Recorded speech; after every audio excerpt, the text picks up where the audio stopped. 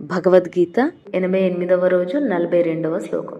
యమీమాం పుష్పితాం వాచం ప్రవదంత్య విపశ్చితః వేదవాదరతః Partha నాణ్యదస్థితి వాదినః.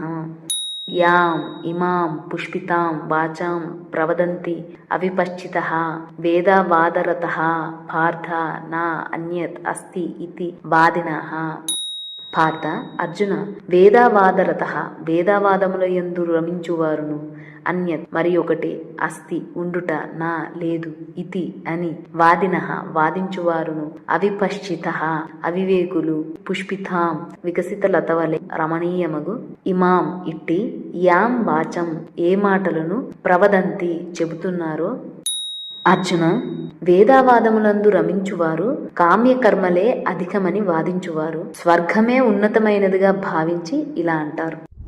Arjuna, those who delight in Vedas, that lustful deeds are superior, and who consider heaven to be superior, say this. ఒకవేళ స్వర్గమే superior కాదు, మోక్షం superior అని భావించిన వాళ్ళకి కోరికలు ఉండవు. అప్పుడు అంటే స్వర్గం నరకం అన్న కాన్సెప్ట్ వస్తుంది కదా, తప్పులు ఇట్లా. సో తప్పులు చేస్తే మంచి ఫలితం అనుభవించి, చెడు చేస్తే ఇట్లా అసలు ఏ కోరికలే ఉండవు.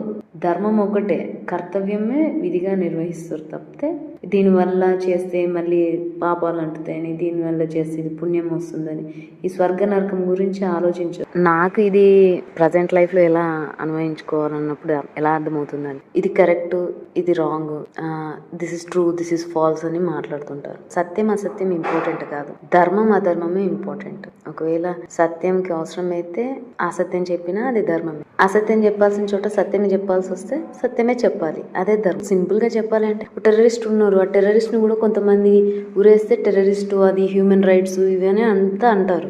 అక్కడ హ్యూమన్ రైట్స్ ఒక మనిషి అట్లా నిజము ట్రూ ఫాల్స్ తో సంబంధం లేదు. అతను చేసింది అధర్మం, ఎందుకమైన ప్రజల ప్రాణాలు తీసుకున్నాడు. అంత టెర్రరిస్ట్ మైండ్ ఉన్న అతన్ని చంపడమే, ఉరివేయడమే అది ధర్మం. సో అది ధర్మమే చేయాలి. కానీ అక్కడ హ్యూమన్ రైట్స్ గురించి ఆలోచించు. ఇలా ఏదైనా తప్పొప్పులతో కాదు, ధర్మ అధర్మాలతో డిసైడ్ చేయాలి.